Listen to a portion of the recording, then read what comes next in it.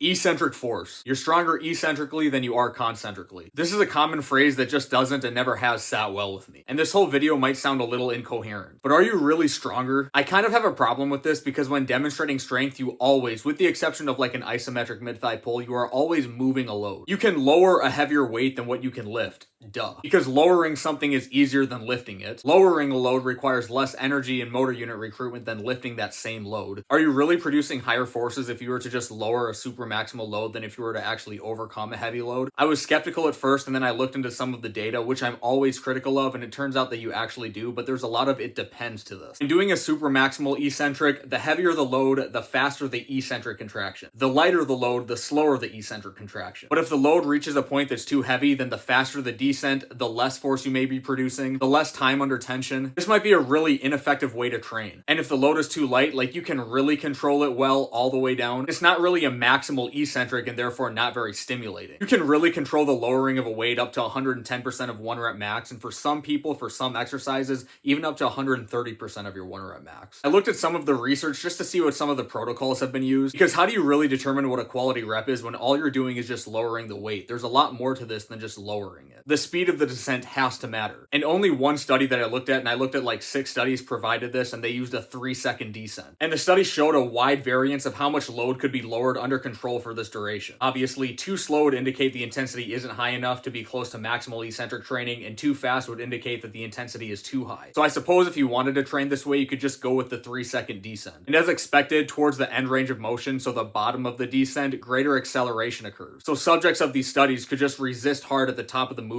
and then just dive bomb to the bottom. So they're not even moving at an even rate, which definitely would have an effect on the stimulus that's applied to the body. So this type of training is just a really hard thing to implement. The research on it is very gray, and if you want to experiment with it, I think you should. Maybe you'll find something that works well for you. The Triphasic book talks about it as though it's super clean, super easy to implement, and provides a really powerful stimulus that can really improve your strength. I'm just not there, and I think you should be really skeptical of this. But I will say this type of training does seem to have a different effect on like muscle fiber composition than normal strength training. Slightly different architectural changes, which indirectly can lead to greater force production potential. So I don't really know, the jury's still out on this. I've just been thinking about this topic a lot, and I really don't have much of a conclusion on it. I just can't really think of a context in which I would implement this other than just experimentation. And that's all I have on the topic, so thanks for watching, I'll see you next time.